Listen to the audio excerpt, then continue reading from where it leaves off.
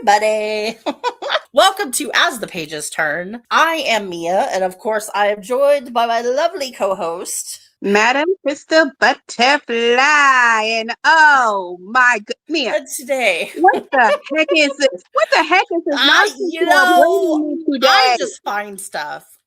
Don't ask me what's going on. Like, can we just summarize? I mean, I don't think it's the first 5 minutes. I shouldn't say bees be crazy, but bees be crazy. So Oh yes, we need to start regulating feral book talk or something because too much craziness is coming up. I don't know what's like book. It's like I turn around, like all the politics stuff aside, that's being crazy as fuck, right? And then we turn around and like book talk always, I swear, if you ever want to find some kind of an issue, all you need to do is just dip your toe in threads. That's really all you need to do. Because legit, I think I found half these issues on threads. Now, mind you, I appreciate that people are putting this stuff out there so that readers and authors and PAs and everybody is warned. But also it's like there are times when I'm like, but is anybody being good? I'm just If somebody was being good, it wouldn't be making the headways. I mean, to be honest with you, right. Holly, I thought the biggest conversation we'd be having this week was me using AI to make thirst trap videos. Okay,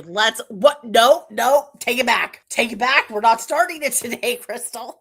I'm not starting it. I just thought that would be the conversation. Okay, look, but Crystal's over here trying to start this conversation. She's grounded. Crystal's now grounded. So anyways, moving on from Crystal being grounded. That is another video. I promise I'm not giving deep into that subject. That is going to be a whole 2-hour videos that we will do when we have wait for the which video might be not. Before you line up in hate lines beneath. Thank you. Anyways, so today's topic is an author behaving like not even just badly. I mean, actually, technically, we have two authors, but really the big one is the one that's going to take the most time is Zepphora. And if you have not heard about this booktube, it may be because you are safe from book threads. And I appreciate that you're trying to hide out from the nonsense. So you know what? If you want to just skip this, go ahead. But I feel like people should be informed when somebody is just going over the top to be terrible. And this chick legitimately has just gone over the top. Like there's no ifs, ands, or buts. It's over the top. She jumped over the top. Then she went and got on a motorcycle and drove it straight past town. Pretty much. I mean, literally, I don't even know where to summarize because there's just so much she's done to so many people. So this is somebody who's actually been talked about in the community on and off, but then the information never gets out there. And from what it was interesting because somebody had actually,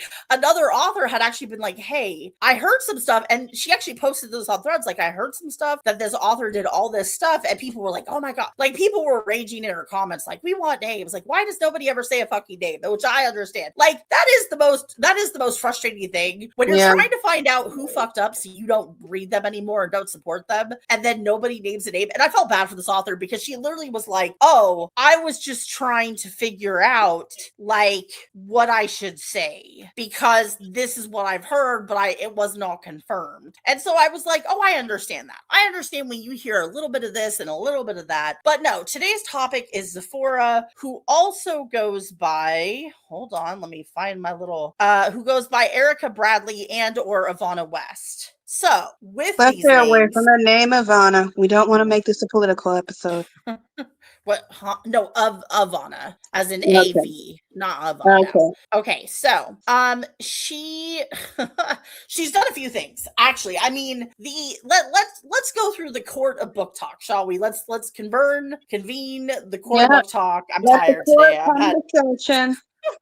I've had a long day today, you guys, so if I mispronounce everything, just bear with me. So let's convene our court of book talk and let's talk about some of the shit she's done. Because I'm sorry, like to me, there's things that like, there are times when authors can F up. I mean, there are times that authors go into reader spaces and they say some shit and you're like, dude, could you just not? Could you just stay out of the reader spaces, let them talk and calm the, like, okay, I guess not. So anyways, this author has done several things. The first count, I think the most serious thing to me is she plagiarized another author. Yeah, and that is strike ultimate. Mostly all the other authors are going to blacklist you now territory. And she did it deliberately. And that's what's even worse Yeah. is there are literally screenshots, and I kid you not, we have links to everything. I have at least 15 screenshots of all this, of different people who have verified this, like verified. And there's actually a legal case. So we're not going to say a lot. Yeah. But let me just summarize, because I understand the author is taking it to court.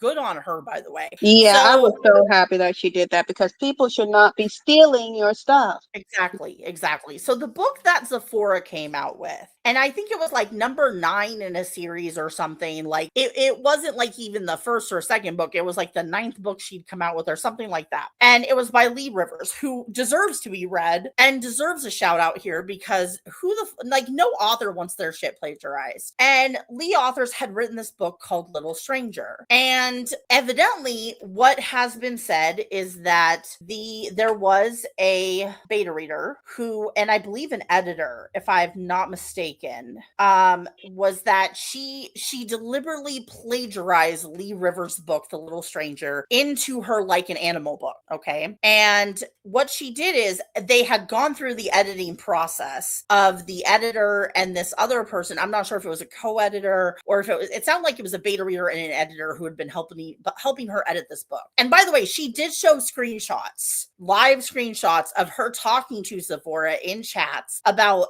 Zepphora having read this book, and then they literally talked about, oh, did you see the edits we did, da da da da da, and Zephora's like, yeah, something, and basically like had talked about, oh, this book is so good, da da da da da, and then suddenly this book comes out, and evidently it's Lovely Library who posted about this, and I believe she has the same name on TikTok as well, and she posted about how they had her and an editor had worked on this book, and then she changed it after the editing process, and she legit went in. It sounds like they were helping her edit it, they had finished, and then she went in after the fact and basically plagiarized parts of Lee Rivers' books to the point that it was so easy to find. And I want to say that this beta reader was one of the first people who actually went to Lee Rivers to tell her that Zepphora had plagiarized her book, and then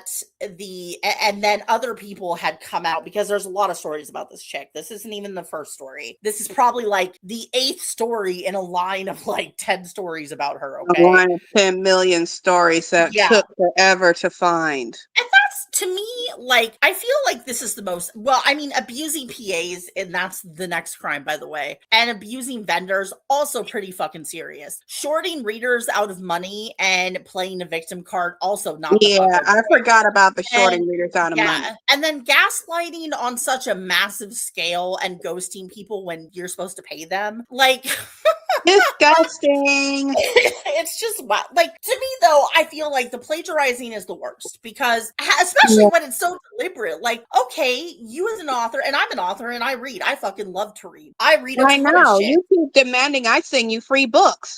That too. I mean, also give me all the books, but get your colorful fire book in the mail. I'm just saying, good, because that's what I want to hear. Anyways, I'm just saying, it's like if I were to read Crystal's book and I'm like, oh, here's a chunk here I like, and then copy paste it to my book, like, what are you? We would not be friends anymore. It would go down. The podcast would be over. We wouldn't be cool. I tell all our friends would be asking me if she lost. Everybody would be mad. Everybody would be mad, legitimately. And Crystal would legitimately be pissed, because here's something you worked on for months, for weeks, however long it took. Like, this dragon book is going to take me till the end of time, but like, I will finish it now. It's like if I steal your dragon book, that would be like what? The literal freak territory. And that's crossing too much line. And it must be just worked on it, been spending hours on it, nurturing it, cussing out your characters accordingly. And what confuses me the most, I think, is that, because I was actually confused by when I was reading this story, because I was like, oh wait, so she plagiarized it and then they caught it in editing and she ignored it. And then I went back and I actually read what she said, and fact confirmed, they had actually already been working on the editing. They had already edited her book Like an Animal, And she went back after the edits to add in stuff from this person's book. It's just like, kind of why wild. would you do that? I mean, if someone goes edit, it's like, okay, let's say Mia reads, well, after Mia's done reading my book, Perilous Love for Christmas, and there's a scene in there she may like. It may inspire you to go and maybe write something entirely new, but you wouldn't copy and paste it. And even then, you would probably check to make sure you didn't copy and paste it because, you were inspired by it. You would not go back and make sure to take what I wrote word for word. Right. And this is after, because to be fair, we are all inspired. Like, I will say, one of my biggest inspirations for my dragon book is Anne McCaffrey. I love her Dragon Riders of Pern. It's such a good series. And honestly, I feel like everybody should read. If I could push this book on everybody, I would. It is such a good series. It's so in depth. And it's like a 30-book series, but it's all really fascinating in what they do. But like, am I going to plagiarize anything from her book? No, because I'm going to do my own shit. Now, there might be stuff that's alike. And realistically, there is that talk of, like, if you're in romance or fantasy, you're going to have elements that every author has to have. But that is not plagiarizing. That is just you're playing in the world you're playing in. But when you come to actually like taking chunks of the book and putting it into your book after the editing process, that is malicious and deliberate. That's not, because there are times that we can talk about authors, accidentally putting, because they read something, didn't realize it, and it happens. Sometimes they put something in their book, they didn't fucking realize it. It happens. And that's a mistake, and you fix that. But this is like, you edited your own book. You were working on editing your book, and then you read this other book, good on you. And then we're like, oh, I really like this part, so I'm going to just put it in my book. Like, what are we talking about? So, end of that story was story point one, like 8.5 out of the 50. Lee Rivers is taking her to court, legitimately. Good. I applaud her for that. Don't let people walk all over you and steal your stuff. You put hard work into that. And from two people with experience, these books are not easy. I know people like to look at this stuff when we come up with stories, or even if they read a story and they're impatient for the next one to come out. Yeah. People need to realize this takes months, sometimes years, because we are regurgitating images that are in our heads and trying to figure out how the heck do we put it in print. It's not easy. And for somebody just look at that and just take it, that hard work, and just copy and paste, that's crossing a line, because this stuff takes hours and hours. I don't even remember how many times Mia was fussing at me to go to sleep because I was up at 3 a.m. in the morning trying to finish the writing stuff in a book. Yeah. It's not even just rude. It's just like, what, like, so are you so unoriginal that, like, okay, you don't like something you wrote, unoriginal, right? Like, okay, I can understand. You read something else some other author did, and you're like, oh my God, that's so good, I have to incorporate it. I can understand looking at it and getting inspiration. What I don't understand is how you copy paste, darling. Like, let's, like, especially after editing, like after you've done all these massive edits, like it's just wild. So anyway, she got reported. Lee's taking her to court. Good on her. She will probably win. But then that's Zephora's only crime. No, darling, no. And it's Zepphora. I wish it was. I really do, because the other stuff is worse. Try looking up Zepphora on books or anywhere. And dude, autocorrect has been on my ass to change it into Zepphora. So when you look up, I thought you were talking about Zepphora when you first told me about it. And it's not just because I saw a thing about their makeup practices. Right. Yeah, and I was literally like, it's Z. I'm telling the autocorrect bot, it's Z, not S. Calm down. I'm not trying to copy Zepphora. Oh, please. If autocorrect ever calmed down, then I wouldn't have to constantly re-edit everything I send to people. I told you that time when I told somebody good morning and automatic, and autocorrect changed it to nice ass. Yeah, autocorrect.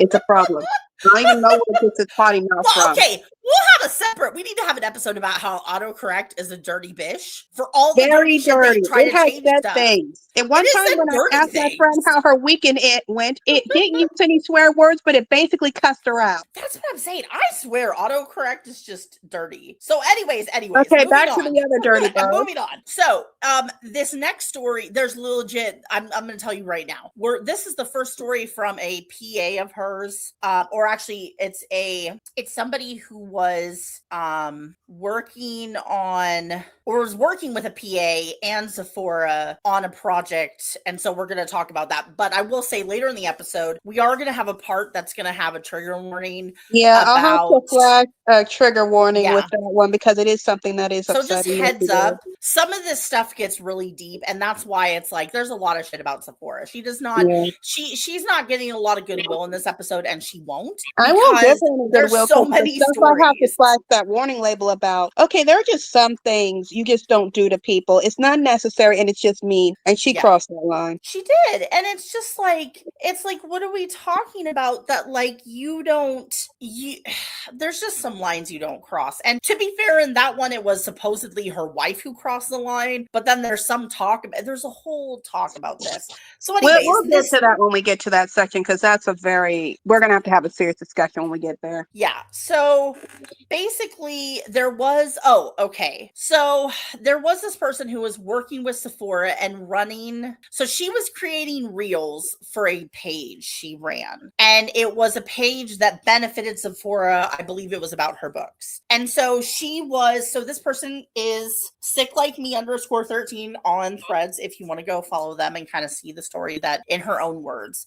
But essentially, she was running a page that basically was helping Zepphora advertise, is my understanding. And if I'm wrong, someone please correct. And so she talks about how the main person she was talking to was Heather, because she would send messages to Zepphora. And this is, by the way, a running theme where people are sending messages to Zepphora, and she's reacting to stuff like she'll be in a live with you, but she won't respond to your messages about you need to pay her bills. So this is a running theme. So don't think that this is going away. This is a common theme. This is like constant. Yeah. You hear it later. Remember, we said constant. She is good at the ghosting. If it has to do with money, her ass ain't there. She don't know you. She never met you. So in this, she talks about how it was very frustrating because she was like, she's a communicator. She's like, it's a big part of how I work. And she didn't want to post anything without the okay from the author. Obviously understood. Like if somebody's helping run a page for me, they're like, I'm going to need them to check in with me to be like, oh, is this okay? Like, what are we talking about? So understood. Like she didn't feel comfortable. She wanted communication from the author. No shit, Sherlock. And yes, you can be an author who has a lot because Zepphora did reach like a lot of her books were being sold out. A lot of people wanted to read her dark romances. So it's not like she wasn't like half of this story is also about how she's not sending books to readers. She's trying to force other people to do it. She is ripping readers off as them for it. It's a whole thing. So anyways, Sick Like Me is basically talking about how she was working with her. Zepphora was not answering. She got very frustrated and then let her go on August 15th after. And this is kind of a sad part again with kids in this story. So she had something happen with her son, and Zepphora supposedly knew about this. And so obviously she wasn't around, and Zepphora lets her go. And so, okay, that happened. But then now we come to the part where she didn't pay her for the time she had spent running the page, which had a lot of views, was doing great advertising for her. And then she had posted this on the 6th of November. And she evidently had found out in the few days before she posted this that basically Zepphora was running around behind the scenes accusing her of stealing and making something to do with her books and then selling it in her store. And she wanted to like tell people like, hey, that's complete bullshit. Like I never did that. I don't know why she's saying. Also, Zepphora lying, also a running theme. Zepphora lying, very common. We have found some huge liars in our research, and that's not even funny. And yes, we will be posting the links and receipts in the bottom of this video, so you can see how long deep this trail goes, because it may even go deeper than we have found. I got screen. I really should just start making docs with all these screenshots and just post them. You really should, because that would make it easier for me to put the links at the bottom. Right? I'll have to start doing that so it makes it easier for both of us. So she talks about how like she felt really bad. Like she felt like her content wasn't good enough because Zepphora let her go. And so she kind of took like a mental health break. And so that was just really like, it was just really sad to me that like it was mean and unnecessarily mean. Yeah. And it's just like, what are you talking about that she did all this work for this author, doesn't get paid for it, gets let go and ghosted. And then the chick is running around saying that she stole some of her ideas or did some shit, put some merch in a store, and is basically like obviously trying to make her look bad in case she says anything. Because isn't that the way of like people It is the way for scammers. Yeah, they don't want to get caught, so they're gonna make some shit up real quick about the other person. Yeah. So that was one lovely person. And here, you think we're done? I'm not. I'm just getting started. So here's another person who was lovely Library Mouse 27, who is the co-owner of Baker's Delight's Author Services, which I'm happy to promote here, actually, because it seems like they worked their asses off and didn't get shit. Yeah, so I'll look at them later, see if they can do some promotional work for me. Right. And I don't know their charges, but they seem like very hardworking ladies. I believe both of them are ladies. And so I'm not sure if they're they, them, but I'm pretty sure that she, her for both of them. And so they actually had to make a statement. And I kid you not, this is 1, 2, 3, 4, 5, 6, 7, 8, 9 paragraphs. They had to make an official statement because there was so much that happened that they legitimately could not and they made an official statement kind of everywhere. So I'll just start with their official statement and then I'll go to what she said, because there's some stuff where she kind of highlights that I don't know if they highlighted it in their message. So we'll just kind of start with the overall story they put out. Because by the way, they ended up having to do this because Zepphora was running around talking a lot of shit about them and basically making it seem like they had, I believe, ditched her. Was this the group that supposedly ditched her at an airport? There's a whole thing. Yeah, she was running around to people saying that they had ditched her at an airport. So yeah, it's a whole thing with her. Okay, so here we go. So this is by Baker's Delight Author Services. So hey, if you're an author, look them up. They're basically saying this will be their final situation. They said on Monday, October, and I will say, first of all, I love a good receipt. I'm a girl who loves a good receipt. So if you ever have receipts and you have dates, times, and you're putting it, I appreciate that, because give me the date, give me the time. I want to know. Give me a paper trail. Right? Give me latitude and longitude. Like, what are we talking about? Yep.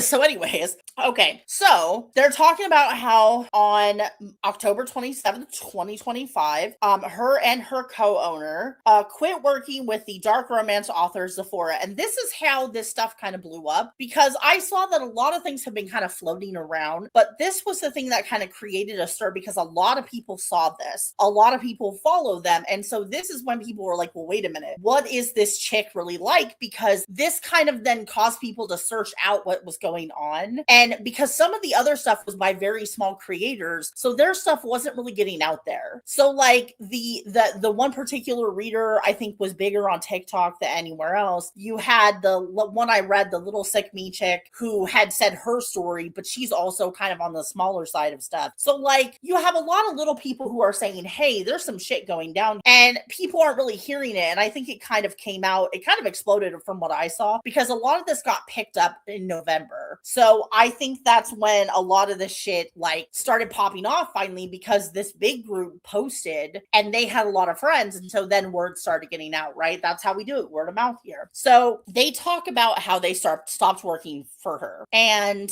basically they said that her behavior and treatment was terrible. They said they had tried to keep things professional on their end, but they were not willing to be, and I quote, be drugged through the mud and simply stay silent. They spent an entire year working with her under the guise of, oh, I'm going to pay you. And then every month it was another pity story or why she could not provide said payment to us for our work. Also a running theme. I myself was running 8 social medias, 2 teams, a Facebook reader group, all graphic design, content polls, all forms of marketing, designed her website, help her rebrand all of her books, sat on FaceTime Monday through Friday every week to keep her on task with writing, proofreading, marketing, and so much more, while my co-owner edited 12.5 books for her. I don't, if you are a booktuber and you don't understand how much money they just said they got wasted, let me explain to you, and how much time. Like, also, that is expensive. Whew. Fucking expensive. Like, let me tell you, just for my first 2 books that were very small. And mind you, I'm a broke bitch, so I always look for a good deal. So I literally exchanged services to get my stuff edited. I did my own cover. Point in fact, I had another author friend who was very sweet, who made my first cover for me, because I was helping her with other stuff. So literally, like, I'm a girl who's like, I even have to secretly trick Mia into making a cover for me. I did not say that out loud. I heard that. Anyways. So, but mind you, I don't mind helping friends, because, you know, I don't think I'll ever do it professionally, but I don't mind ever helping friends. So to just say I still ended up spending money on those books. I spent, let's see, author copies, trying to do the few giveaways I did. I've spent at least $40 to $60. And that was me being cheap as fuck. When you talk about 12.5 books over however many years, when you talk about a Facebook group, when you talk about spending FaceTime 24/7 with this chick, Monday through Friday, that's a lot of money. I'm lucky my editor's charging me the low price of 3 because I got 4 books headed her way. Yeah. So it's like, I mean, I work, most of us work for 15 an hour up, right? So how much is your time worth that all this, and that doesn't, website design? By the way, I looked up, because I have friends who have offered to help me, by the way, but I was like, no, I'm going to try to learn to do it myself.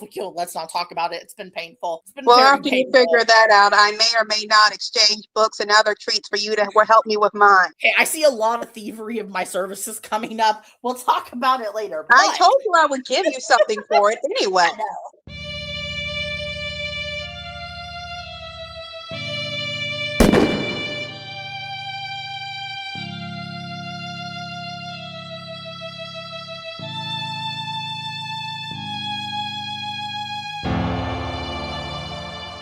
I'm still waiting on chocolate, though. We'll discuss at the end of this episode. Don't worry, I won't treat you like Zepphora does. We don't like that around here. Anyway, the topic. Anyways, so basically, like 12.5 books, a Facebook group. I mean, what else was 8 social medias and 2 teams? Holy fucking shit! Like, doing all of that really expensive stuff, dude. Like, and spending 24/7, like hourly, just hourly. If you're looking at a full day's work, that's at least a couple $1,000s. I agree. I was thinking like almost 2,000 to the degree, maybe in the almost 3,000 bucks. And what is it? Most editors charge what? I think it's well, it depends. It really depends on the editor, right? But they'll charge you like anywhere from like 1 penny to like 20 cents a word. And depending on what, I remember when I was still a noob, I would see people giving me estimates of it would cost me like I think 400, 500 just to edit my book.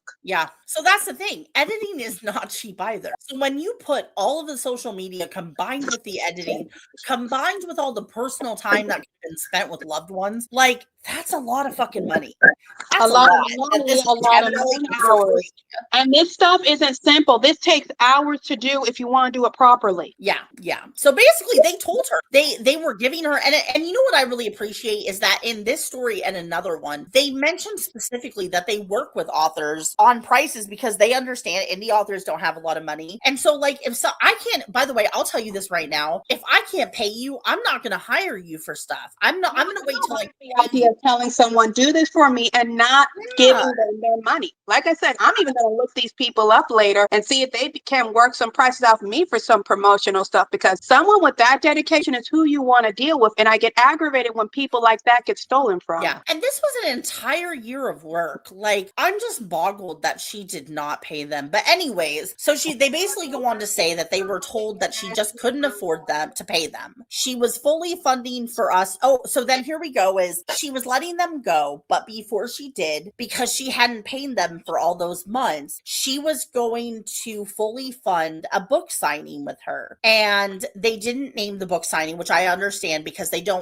thought the book signing was great and the people there great. They just thought she was trash. So they didn't want to name the book signing to kind of give it any kind of a bad title, which I understand that, you know. Yes. She's too much of a trash person to even really work with when you think about it. I don't like throwing that word around, but that's basically what she when you're not paying people. And this is by the way, this is Grace level stuff. This is Grace scammer level. I know it's Grace level stuff. Just, I'm telling you, Grace level. It's a new. All right. Okay, everybody, we're interrupted by our unwanted sponsor, technical difficulties. But before technical difficulties showed up, I was really. Is it really unwanted if we're always inviting it in? But go on. We didn't invite it in. I was making a point. You had to let me know it was cutting me off, making me sound all weird. Yeah. And then we had to pause. And per se, my memory, we got stuffs to do after we record. So all it is doing is making work harder. Anyway, I know. If you're wondering who this Grace person we're talking about is, check out our 4 videos on the Million Lies event. I know it's called Million Lies, but there was an update there, by the way. I'll have to see if I saved the update. I thought I sent it to you, but it's been a minute. You did. I guess it's been a minute since I saw the update, but there was an update. We have a Grace update later. We'll get to it. Probably the next episode Grace, about you other haunting us? We don't even know you. And yet you're mean to our friends and you haunt us. Man, she's a good haunter. I'll give her full credit for being a great scammer haunter. Anyway, on to the other scam. We got to focus on this scammer today. Back to this. So, Zepphora restating her name because, again, I'm going to keep stating it because, girl, you shouldn't be effing people over thinking you're going to get away scot-free. Just saying, hi, my name's Accountability. Anyways, so she told them she was going to fully fund for them to come to a book signing with her and as payment for their hard work. So they agreed. They were being told that their tickets, flight, hotel, rental car, and food would without question. And by the way, I know this is actually true because I saw the post by Lovely Mouse when she was still, she kept it up too, by the way. She had a post about how she was so happy because Zepphora wanted to do this without question for them. So I know Zepphora offered this because I saw the happy post she made about, Zephora's going to take us. So she didn't say it was kind of a payment for all the shit they didn't get paid for because they were still being like really above board with like, she's been not paying us for months, but like she's gonna pay for this. But they said, it's so great that she's gonna pay for this trip for us without even a question, right? So we get to she's offering all this stuff. Is it too good to be true, Crystal? It's too good to be true. And if anything, Mia, I'm gonna take a moment to say these people are nicer than me because if somebody doesn't pay me, but then they offer me this in exchange to make up for payment, I'm gonna be stern. I won't be making posts saying it's so nice that they said they'll do this in exchange to make up the payment and stuff. I'm not that nice. I will make it clear to them. Unless I see coming my way everything you promised me after you did that. If I'm even willing to go to something like that after not getting payment, because in my case, I would not be. But if I'm even willing to do that, I would make it clear to them. I will not say anything about it at all until after the event, after I get what you promised me. Because if I get none of that, I'll make it clear to my audience and everyone not to work with you if I don't receive this. And I'll say, I may be sounding harsh, but you need to understand you promised me this money. I have not received this money. So you have to prove to me whether or not I can trust you to fulfill your word. And they really, I feel like, I understand that they were giving her a lot of grace and I feel bad for him because I feel like they're like, okay, she's really trying to pay us back. And if you think about it, like food, tickets, rental car, all this stuff is going to cost a lot of money. So it's probably, the amount of it probably came close to covering. I'm not even going to say it's equal because considering all the stuff they listed, I'm just going to say it probably came close to covering about half to probably 75% of what she owed them, right? So they get in and they even make a point of saying, we asked several times up to the week prior of the event if this was still the case. And it was a very straightforward, I have it handled. You guys don't have to worry about anything. The lie detector has detected that's a lie. So, a massive lie. We were snapped at on every occasion. She would, and then basically now they're going into describing what happened at the table. So they were helping her at her table, right? They were sitting at her table with her, and what they describe is just so wild to me that I'm just like, so was this a toddler or an author you brought? So let me tell you guys. They talk about how she wouldn't stay at the table while they were drowning with customers and marketing her books for her while she ignored readers. I had to text her her on multiple occasions to come back to the table because customers were waiting and we did not. And then they say they didn't have a sufficient meal the entire weekend, the 2 days, people, because she couldn't even make time to do, because they couldn't, by the way, make time to go get food. She stayed on her phone, ignoring readers, to the point we had to treat her like a child and point out customers. There were multiple issues with our rental car as well as our hotel. Due to cancellations, we were left at the venue to pack up by ourselves while she attended a wonderful dinner, and we had to wait in the car. Our bags were rummaged through when we went to the costume party. Which that may not be her fault, but that's like the only thing so far. It's still wrong. And then let's see. So through when we went to the costume party, we were locked out of the room. Oh wait, actually maybe she was the one who rummaged. Okay, I don't think I read that part correctly before. They were all sharing a room, it looks like. So evidently she must have rummaged through their bags. They were locked out of the room because someone was trying to break in, and they are too nice, because I would not share a room with that person. Oh, right. I don't share rooms. I'm not a, nope. Anyways. Yeah, this would be like somebody on your level I would have to know. Yeah. If I had to share a room. Like if I don't know you, I'm not sharing a room with your ass. Especially if you haven't paid me for shit I've done. No, we're not. I mean, we're acquaintances, but we're not anywhere else. Like I respect their professionalism, but I do feel they were a little too nice. I think they were a little naive, and I feel unfortunately they learned this lesson too hard, because it sucks when you have to learn a life lesson, and I honestly hope they do. I mean, I know that I hope they learn from this, and it could be worse. We found out what happened at A Million Lives, and that was still worse. That's true, dude. So anyways, let me get, it's a lot of pages of, oh boy. So here I was on, I don't know which paragraph I was on. Let's see, did it ignore people?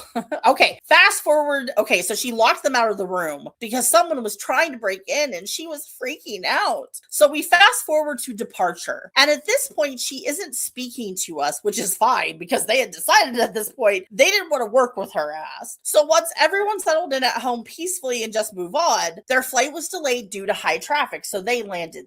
We had reminded her to check into her flight the night before because she's a toddler and she can't be an adult, because it was not a connecting flight, and she booked them less than an hour from landing to take off. And we told her she was going to have to get her bags and go through TSA very fast, and it was going to be a pinch. We were yelled at that she knew what she was doing. She departed the plane more than half an hour before we did. Due to the delay, they allowed anyone who had another flight to catch to get off first. Atlanta being our stop, we stayed on until this was settled. Our phones had died by this time, so they landed. They had taken loads of pictures, They had no way of charging them, so they had a ride waiting, so they left. So 2.5 hours they get home to her stating that they had abandoned her at the airport and she missed her flight, and the airline wouldn't help her because, again, evidently she's a toddler who needs helpers. Mind you, this is because she did not check into this flight, so they could not confirm her to it because she couldn't do the basic stuff. She proceeds to play. I'm going to make this point. It's still going on. I'm not going to get too deep into it. No, I'm doing this for half second. Let me do my half second too. Okay. I have a problem with one of my legs. It makes it difficult for me to walk and everything else. But in general, I know before I get on a plane or anywhere, I make sure to get the rundown, every little thing myself. Because I'm a grown ass adult, knowing I have this issue, to be aware. And if she can't do the bare minimum to do that, then these two lovely ladies, I'll be honest, we're going too much of above and beyond. Because when you're grown, there's some stuff you need to know how to do. Okay, continue. And checking into your, I got you. Because it's like, if you have an issue, that's one thing. But it's like, if you're a grown ass adult, like, why are you? I wouldn't, honestly, even if other people were sweet enough to make reservations for me, I would still do it myself, because I learned this lesson when I was very young, because I had actually traveled across the country to go visit a friend to help them move. Well, they decided at the last minute not to move. And so I had a connecting flight in the state they were going to move to, and I had to last minute change, get a different flight to go meet up with that flight, do all this stuff. So I learned that lesson when I was younger. So it's I know the lesson of, you know what, if you're going to make travel arrangements, do it yourself. Other people can be very sweet, but unless you have every single document detailed, do it yourself. It saves time. So Yeah, and anyways, even when doing stuff yourself, if you are nervous about being alone, you think make sure you have a close right. friend to be Yep. your travel buddy. Because my first major trip, I went with a close friend onto the airport because I knew we would take care of each other, but only if it's a close friend. Yeah, yeah. So basically, they're talking about how she then ran around telling everybody, oh, okay, hold on, I'm almost okay. So she didn't check into her flight, so she missed the flight and then got Her fault. deserted at the airport. Exactly. And then she is running us through the mud with this, oh, poor me, I'm the victim. And so the person was saying, I'm a private person. I wanted to move away from this situation quietly and move on. They were both at their wits' end with the absolute egregious behavior, obviously lies, manipulation. And so then evidently she starts telling people that that they decided to just not send her the website orders for her books. And so she was saying, so this person was saying in this end of this like long spiel, that was not my job. I cannot sign, package, and ship the orders for her. We were both taken advantage of, manipulated, lied to on many occasions, and had enough. And basically saying that they know that she's talking a lot of shit and she's trying to backpedal, but like basically she said, stop sending me screenshots. So like evidently Zepphora was talking a lot of crap, and then Lovely Mouse evidently then had to make another statement after this. So that was the first one they made. And that was, so then we get to what she said on the 6th of November. So they basically talk about they had ceased to, let's see, it mostly recovers everything that they had done, but there was some extra stuff. Give me two here. I'm gonna pause for a minute. Okay, so we're back.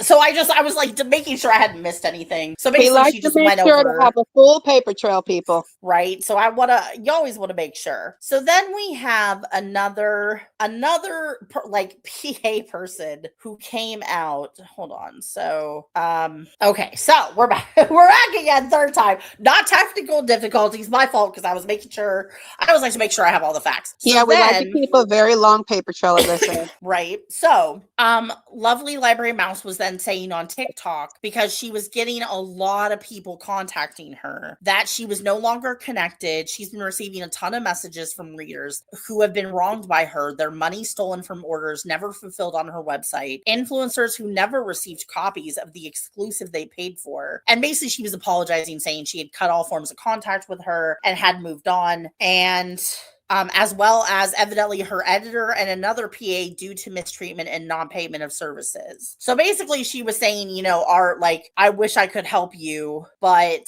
I just can't because I don't work with her anymore. So it's just basically like she evidently the website that they were running for her, she basically used the issue them not working for her anymore as a reason to bash them for not sending out copies of her books. But I'm sorry, like they just work on the website. They're not the ones getting the book. I'm not gonna for that. No, they are not responsible for getting the books and signing them. Like what? Do you need she sounds like she needs a goddamn book parent. Yeah, I just sent a bunch of books to you and a couple of our other friends to make advertisements. I didn't know you guys were responsible for that. I thought that was me as the person commenting. I assumed the person who wrote the book is the one who should be sending that out. So anyways, evidently Queen Zepphora needs a manager to handle her stuff. Clearly. So here we have, so here is where we get her statement about what she has to say. And I don't know if I want to read this now or after because there's still stuff. Just read it now because we still got to get to some stuff. Okay. So here is Zepphora, because at this point, people are now like finding out about her, right? So she made it, by the way, I don't know that you can even find this statement because as of now, my understanding is she has unpublished all her books and she has maybe closed down all her social medias. I'm not confirmed on that because I didn't know she had the two other names. So I guess we'll find out. But here is her statement about what she's trying to say. So she's saying, hello everyone. Though packages are still coming in for orders placed on my website, I have some packages ready to send out, but given recent events, I feel like I need to make an update I never wanted to make, that the actions of others have left me no choice. Do you have your popcorn crystal and or your violin? I have chopstick. I don't know that that's I don't play the violin, I play the cello. It's not going to work, Crystal. Well, I got chopstick and a cello. I mean, the cello will work. The cello works if you don't have a violin, but man, it's gonna be darker, I think, with the cello. So I guess we'll have to work with it. Yeah, also the cello's upstairs and I'm not walking upstairs, so there will be no cello music in the background. What? I'm brokenhearted, Crystal. Anyway, I'm going to recover as I read her recovery from her traumatic experience of abusing people and not paying them. Hold on, I'm still recovering. So, so she goes on to say that. Okay, so where was I with the drama?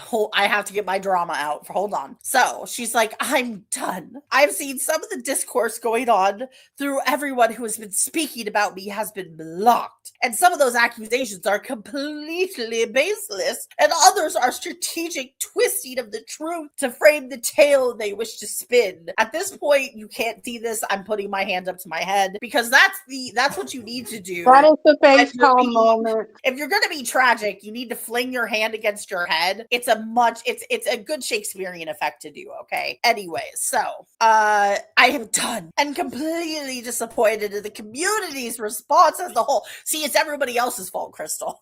Yeah, I remember when I read that, I needed a minute. She's great. I gotta give it to her. Like 9 out of 10 drama so far. Yeah, she squared it up. Now, if she was willing to actually do work, she could be an actor. I know, right? She should go on the stage. It used to be that when accusations came out, readers, authors, and others that occupy the bookish space would do their due diligence in the book community to make sure what they were spreading was factual. That was the book community I admired, that I loved and wanted to support and abuse and not pay. Sorry, my own add-ons. My bad. Just focus me and focus. I know this is difficult focus because I told you. I think I told you before we got on. I had to pause a couple times when I read that because I was like, my goodness, this woman writing a cheesy drama because it sounds like a load of BS. No, she's got like a soap opera. I'm waiting for her. Where's a fan? I need a Southern fan so I can do a Southern Belle faint. I only have Chinese fans. Combined with this is more campy than the Korean dramas I watch to help me relax. So you're ruining my whole vibe. I need a Southern fan and a settee to faint gracefully. You're not helping here. I'm just letting you know. So just because I'm in the South doesn't mean I have all that stuff. You need to. You're from the South. Anyways, moving on from Crystal's lack of ability to support me during my drama. Whatever, Organder. Oregoner. Oh my God, we'll have words later. Anyways. So anyways, where was I in the drama? Okay, it has been brought to my attention recently that quite a few people have come under fire in recent times, have had false claims, but people have receipts, so I don't know how you can say anyways, pushed against them that are completely fabricated by those wishing to tear others down. I will not name them because, they have receipts on me and I don't want to be accused of slander. Anyways, out of respect to the artists themselves, but considering what has been spread about me to all the way to who used to be one of my favorite authors until yesterday, to be clear, I'm not. So this is where she's talking about Lee Rivers, right? I'm not worried at all. I know for certain that when she takes actions, and she puts that in quotation marks, she will see the lies for what they are. She will take my book and hers to a lawyer to file a plagiarism claim, and will find out no such thing has happened. I feel pity for her for the fact that she will realize she was played, but I'm glad she will learn from her mistakes and never put another author through this. Anyways, first part of drama. I'm glad I had chopstick for this because she's nothing but a bunch of choppiness. Dude, she's wild. Anyways, so I don't think anything she has said or done has been with malicious intent. However, I can't say the same for the others. All I can hope is that other authors will learn from my story. A good portion of people who come into your life that are part of the bookish world are not your friends. Trust me, it was the people I saw as my ride or dies, that best friends a girl could ask for, that did this to me. There have been some true rocks I've encountered, but none of them are the ones that will stay on Discord call with you while you write your book or hang out in your comments on TikTok Live. They are the ones that every time they see something negative occur, they check in on you. They take time to get to know you, not as an author, but as the person. You may not talk talk every day or even every week, but they are always there when shit hits the fan. Yeah, because they don't know you the other 95% of the time. Mina, focus, sweetie, focus. I know this is very difficult because this is the biggest load of crap we had to read for a hot minute, and that's saying something. I mean, I feel like at least Grace kept quiet. Like, can we send Zepphora to Grace's class on scamming? Because Grace said one sentence, and that was Grace is a master class that I don't think Zepphora would qualify for. That's true. She may not be at that level yet. Anyways. I mean, I run around in a mask with a fan, and I am less campy than that. My right. Oh, dude, it goes on. So, I have had those people here for me, and I'm so grateful for that. Okay, I'm done. With that being said, I've unpublished all of my ebooks. Yeah, take a bow. I know nobody can see you, but take a bow for that lovely rendition of that. I will take a bow. I take a bow. It's legit. This is wild. So we go on because this girl cannot keep. I mean, authors, man. Even when we're bad, we can't keep our mouths shut. Well, a real author should copy and pasting. Let's be honest about that. That's true. Well, supposedly her other books that weren't copied and pasted, supposedly, allegedly, were good. So it's really sad. Allegedly, people. And if she's capable of writing the good book, then what the hell is with this shit? That's what I'm saying. Especially when it's it's doubt. It's just weird. It's just all. Anyways, you have to wonder. And see, this is the sad thing because she's had all these other books before this one. So now you have to wonder. Wait a minute. Was it just this one book she plagiarized, or were there others? Because especially when somebody's been such a liar, like how do you trust them on anything? Yeah, once you lie to me once, I have to see how many lies are you willing to tell. Right. It's like, how can I trust you? You told me, especially when you plagiarize something that's so obvious, because supposedly whatever she plagiarized was very obvious. So it's like, it's just wild. Anyways, so she says, with that being said, I unpublished all my ebooks, and I will give it a week before unpublishing my paperbacks. You know, she's still trying to make money. That way, anyone who wants a copy before they are gone forever. But who knows if you'll actually send them the copies? Because what I'm hearing is you had a lot of people order on your website, and you just didn't send them out because you thought, oh, I have a free scapegoat, so I don't have to. I can just. Also, there's an innocent person in this. What is with this dramatic unpublishing your book? I honestly feel like because somebody else had this theory too, that she did it to kind of hide away and let everything die down, and then she's going to maybe get a new name and republish. That's what I think she's doing, because that's kind of a weird thing. Like, if you're innocent, then you don't need to do a massive unpublishing. Like, that's my thing is, and that also is a very good point. And I would have actually brought it up, but like your brain is working better than mine right now. So and that is such a good point. Is like if you're innocent, if you really are innocent, like your book is not plagiarized, why are you especially all her books? She's not just unpublishing the one book, she's unpublishing all of them, which then I mean, what's 1 + 1 but equals 2, which makes me think that you did have other plagiarized sections in there from other books, and you're now fucking worried as shit that somebody's going to catch them because they're starting to look at your stuff. Because the only time I've unpublished a book was one time because I was dealing with Amazon wanting to get rid of their ISBN and use my own. Yeah. So I was forced to unpublish the book and republish it. And another time when I noticed there were a few grammar errors in my book that I wanted fixed. Yeah. Those were the only times I have unpublished the work. But that's like, some minor technical stuff I had to do. She's unpublishing all of her books. Yeah. And that's weird because like I just unpublished for the first time my second book because the margin errors were bugging me and I didn't want people to pay for it. I didn't want people to buy, because I'm going to read everybody who's bought in a book, by the way, I'm giving them a better copy when I'm done because the margin issues were so bad that I'm like, I have to fix this. And I just hadn't had time before. And so I'm still working on the dragon book, but I'm also working on fixing the other book so that it's because the margins, my OCD was just not okay. So I was like, I actually unpublished the second book because I was like, I don't want people to pay for this and get something that I am not happy with. That's my standard. Once again, you unpublished to fix a technical issue, which is understandable, especially for indie authors, because we can't afford a team most of the time. To me, it's like, what's interesting to me is, especially when she's doing, now I understand if you want to unpublish that one book and say, you know what, I'm going to wait for Lee Rivers to like go to court on this. I'm going to be proven right. I'm going to unpublish this book just in case. But like, and even that kind of comes off as guilty to me. But like, why do you unpublish all your books? Because then that logical thinking says, logical analytical thinking says that you're unpublishing the other books because something has been caught in one book. So something, because now you know people are looking at your stuff. Now you know people are going to go through and start maybe Google passage, like seeing what compares to what, right? So I feel like that's why she did it. But I'm not going to say allegedly. I'm not saying that she allegedly plagiarized other books, but it's just very interesting to me that she unpublished all of them. Yeah, it's just the more we talk about this, the more suspicious things get. So anyways, according to her, she's unpublished everything. I won't quit writing, but my publishing journey is over.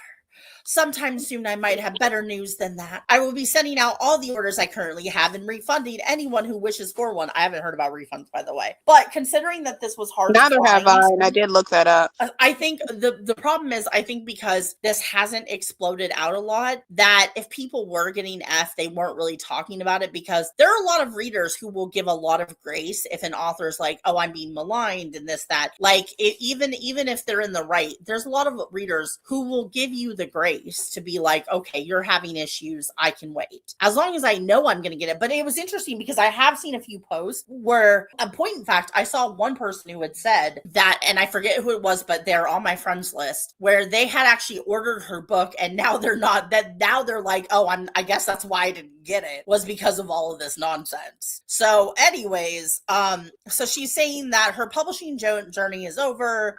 She's going to refund people. I will have to warn you that since all the books have already been ordered, it will take some time to process all the refunds, aka she spent the money, Oh my and goodness. They will be processed in the order they are received. The only ones that won't be processed are the ones for books that have already been shipped. I will be putting up the exact number of stock I have on hand, but once they are gone, they are gone. And They'll then be she said other forever. stuff, but my god, that was just, man, that was just way, way, way too dramatic. That was dramatic and whiny. And like, oh my goodness, and her going like, oh, my publishing journey has ended. I'm just like, okay, that's what you want to do. I don't really care at this point. It's just wild. It's like a whole thing of like, it's like trying to get everybody to feel bad for you. And to be honest, I don't feel bad for you. You have been rather rude, unnecessarily dramatic. And just, what the and acting guilty as shit. I'm sorry, with all the drama she put in here, all the crying and the unpublishing a book, she's acting guilty as fuck. Because I'm sorry, I will tell you right now, if somebody's going to accuse me of plagiarizing, I'm going to fucking say, give me paragraph, line, and page number. Show me where the fuck I plagiarized. I'll make them show me the receipts. Combined with it, say, if you keep me doing this, I will see you in court. Like, especially if Lee Rivers, she's like, oh, I'm just going to let her take me to court. You're going to let her take you? Like, wouldn't it be? Shouldn't you be doing a countersuit? Like, wouldn't you, not even a countersuit, or even reaching out to the author to say, hey, like, she could have easily done this post and been like, to Lee Rivers, I did not plagiarize your stuff. I'm really sorry other people thought so, but please reach, like, I want to, if anything in my book is like yours, let's go over it. Because I'm so, like, my first instinct as an author, if somebody's going to come at me for plagiarizing and I don't plagiarize, my first thing is going to be, okay, give me page, line number, show me where. Show me where the receipt. What did I copy? Because if I copy, because there are times, and I think this has happened, where authors can like read something and it's in their head and they can use some words. Now, if it happens more than once or twice, like accident, I don't honestly, I don't think it should happen at all. I've never had it happen to me, but there, besides like the general stuff that happens in certain tropes, but I'm going to say that you can have a once or twice pass, maybe just one time pass, of like, you put a certain word in or a certain phrase, and it maybe it caught your attention and it stayed there and it works for that book. Maybe.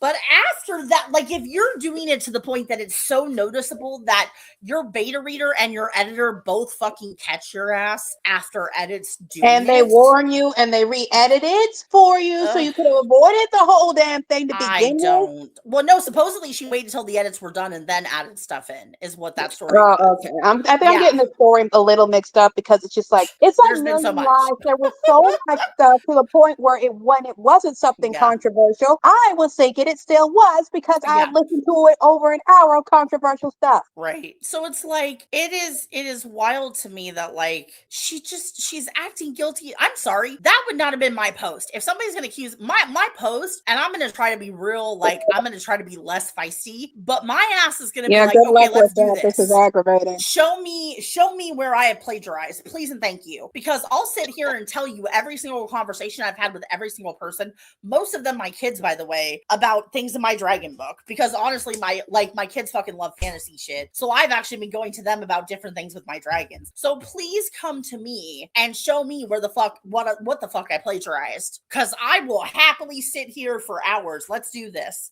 We'll go line for line, girl, because I'm ready. I'm ready. Because I have so many, and that's one of the reasons why I like when like authors post videos of them writing. I have a ton of videos with my dragon book, for example, where I'm showing different sections that I've written. So oh my goodness, both of us do that because I even while working on my books, I'll show a section on camera, not the complete section, but I'll show a section on camera and talk about I'm working on this. This is my progress so far. I do little bits and pieces like that. Why? Because I like to show my audience, yes, this is a real thing I am writing. Yeah. And that's the thing. It's like, if you're going to accuse me of plagiarism, you better have facts. You better have receipts. You better have shit lined up, because by the time I am done, everybody will have heard about it because I'm a loudmouth. But also, I don't plagiarize. So you need to check your facts. Receipts, so that's everywhere. why I'm saying she's just like, oh, I'm going to lay here on my couch with my hand on my head and just wait for her to take me to court. Like, why wouldn't you be proactive? Why wouldn't you be saying, you know what? I'm here. I'm going to paste every fucking page of my book. Let's do this shit. Let's do this, because I did not copy your shit. And if somebody is telling you I did without receipts, that's not okay. But well, to be honest, Mia, you're nicer than me. Before I even talked to the person, I would have contacted my family and said, okay, this person says I'm copying them, and they will have already prepared the lawyer, because they'll be like, okay, let's see how far this goes and let's prepare a lawsuit. Yeah. So it's wild to me that like I don't know, just her whole attitude screams guilty. So anyways, besides that, after all that drama, we still have more drama. So basically, yeah, I know, right? Please just stop, okay? Right. You and I like, we love hanging out and talking shit, but we do have things to do, and I feel like she's taking up our time now. We have lives. I mean, come on. So anyways, this comes from Dark and Reckless on TikTok, who was evidently a reader, and she was a beta reader who was basically talking about how she had offered to, like, basically she had done a review. She had done a review for Zepphora of one of her books, and then Zepphora came along and was like buttering her up, saying, "Oh, I love it. Can you do more reviews for me? I'll pay you." Wanted her to do like review all the books, because she was saying, you know, she'll review all the books for free, and I guess the author did send her the books. And then the author wanted her to do promos because she did such a good job with this review. So she wanted promos of her entire collection. So this Dark and Reckless went ahead, did all these reviews, and then the author is going to pay her promo costs, right? Okay. So she was paid for 1 month in December for 6 posts. And she has screenshots, okay? So she has screenshots that she's getting paid. Which I'm grateful to make sure to get the screenshots, because even though there are a lot of good people in this industry, there are shady people like Miss Zepphora. Yeah. And so in the screenshots, she talks about, you know, question, what you sent me today, is that for November or December? And so Zepphora is saying, question, what you sent me today, is that for November or December? Because I could probably fit it in 4 more posts. Hold on. Oh no, that's her. Oh yeah, no, sorry. So this is Dark and Reckless. Dark and Reckless is saying, what you sent me today, is that for November or December? Because I can probably fit in 4 more posts between today and Friday. So that it's 6 posts for November. And she was saying her next gossip post is going to be about these characters, So anyways, so Zepphora says we can set it for 30 days out. And so she's like, got it, thumbs up. And so Zepphora was like, that way the next payment's due on December. And then she shows another screenshot of how she's she talks about how Zepphora would come into her lives and interact with because she has a lot of followers on TikTok, a lot of the readers. And so Zepphora would come into her lives interacting with these readers and then but not answer like this post where she's saying, hey, I sent a request through Venmo, but to be honest, I'm 50-50 sure it's your handle. And so then Zephora's like, oh yeah, it's mine. I got the request. And so she replied to that, but then like she's ignoring other posts about like all right. So so basically difficulties. Continue. Right. Technical difficulties. So anyways, Dark and Reckless basically says in this video that she would have lives where I think she got paid for 1 month, maybe 2 possibly, but she didn't get paid for the rest. And then she comes across, I believe it's like, she talks about how there's a book. So anyways, by the way, so Zepphora is in her lives acting like talking to people, chatting with people, yada, yada, yada. But evidently like can't be bothered to kind of reply about, So basically this reader was saying how her requests to get paid for the months that she wasn't paid were being ignored, while the author is literally in her lives arguing with people, talking to people, but like is ghosting her. So anyways, then what happens is that are we getting to the unpleasant part? We are. So this is where future me, flash a warning sign right here. And to our listeners, what we are about to mention is not something pleasant. So if you feel you cannot handle that, I'm putting a timestamp right here. Yeah. So this is the not pleasant part.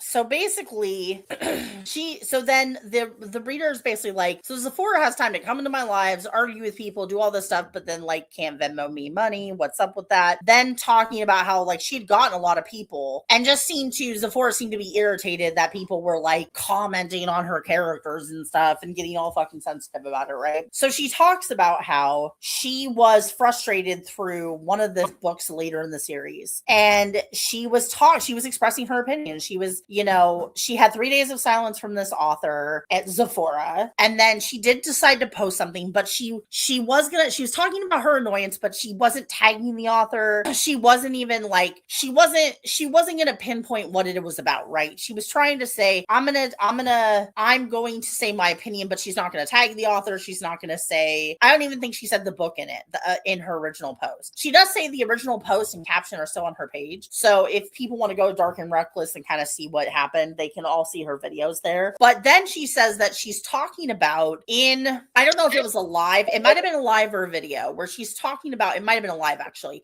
where she's talking about her annoyance with this book later in the series. And she says that within like a minute of that happening, she gets a cease and desist letter from the author's best friend. And it was a fake one. It was obviously fake. Mm-hmm.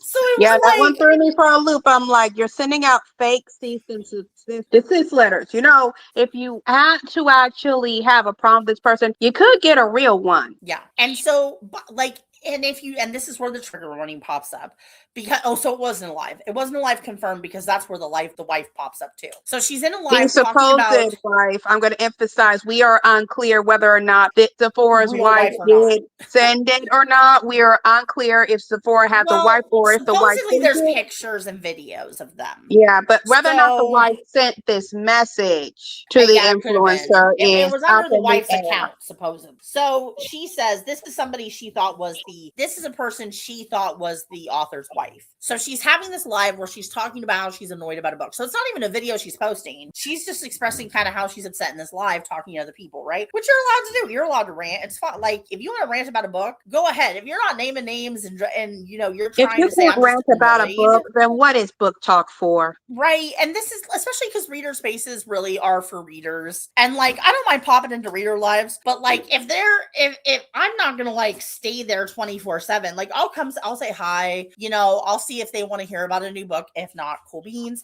Most of the time I just come to hang out, and so occasionally I am reading. Most of the time I'm doing some kind of writing. So they'll be doing a reading sprint, I'll do a writing sprint. And so it'll just be us co-working together, and that's it. Like, I'm not going to comment on their stuff. So anyway, she's having this live about how she's a little frustrated with this book, right? I don't even think she said anything bad really in her description. But then in the live, so then the author's wife comes in, allegedly author's wife, I guess, because we're not, because we are not sure, without getting facts mixed up, because it's a little too much. But So there was another post. The author's wife. We don't know if her wife actually did this. Supposedly there are people saying now, 1 or 2 people, and so it's not confirmed that it isn't her wife, but some people are saying, oh, well, she's not even married or something to that effect. So there's some discourse on this. I don't know how much is true. I'm just taking it with a grain of salt because this reader seems to know the author and thinks this is her wife. So I'm going to go by her telling of it. And so basically the wife, who is I won't say their name, but because what she said was fucked up, but I'm not going to send people to go after her. So we'll just say the author's wife, and then went into the live and said, you messed up. You know what you did. How's your son? Great job as a parent. And the problem here is that her son is passed away. And I don't know the full context, so I'm not going to fucking comment. But I will say right now, one thing we do not fuck around with here is bringing up anybody who's deceased family member. I don't care. I don't care how. Who, unless it was wrong. Especially her child. Okay, I am not a parent, but I do know the worst thing in the world, the worst feeling in the world, is to lose your child, and that's just like going past after the death. That's like leaving somebody who's already bleeding to bleed more and suffer more. Not even that. What is disgusting to me is that during this live, like, she'd gotten this fake cease and desist already, right? So clearly they're lurking, watching her live. But then for this author's wife, over a semi-bad comment about a book, you're going to throw somebody's pain and trauma over their child who is no longer living. Are you the fuck serious? That's like all kinds of effort, and not even mildly. Yeah. So like, I don't care. Just apologize when you do something like that. I don't care if this wife is real or not. I don't care whoever the fuck is under this account is not the fuck okay. And I now have to go search through my accounts and make sure I don't have this person on my fucking TikTok. So this is some messed up shit. Like, I'm sorry. If you don't like a book, if you have, somebody's giving a bad review of your book, I understand. We all have emotions. We all have feelings. We're human. So like, you can be upset about it. But like, she literally was just expressing that she just was not a fan of the book and she was frustrated by it. And you're going to come in and mention her deceased child? That crosses so many lines. That's just, if you're irritated with critics, all I'm going to say is grow the freak up and be an adult. Otherwise, don't even be in this bigness, because you have to have a thicker skin if you're going to be dealing in books. Yeah. And especially it's so like, it's so disgusting and just like, not even, you're not paying this chick for the stuff you're supposedly told her you were going to pay her for. And because she didn't like one book, and she even says that, because she didn't like one book out of 9, and she didn't even make a review, and they're going to bring up her deceased kid and send her a fake cease and desist. Like, I can't even with this nonsense, because I'm sorry, but like, what the actual fuck are you talking about? And it's like, and what's funny is, like, after this, I think the last video, which has to do with earlier topics, which was Michaela had posted, this lovely person Michaela had posted about how she showed screenshots. She showed screenshots of the proof she had about Zepphora plagiarizing the book. So, or basically sending out a copy that didn't have stuff in it, and that, and so I don't know, it's just interesting, but like, it's just fucking sad, really, is like, and it's pathetic that like, this author has done all this shit and is like, I don't even get it. I don't even get it.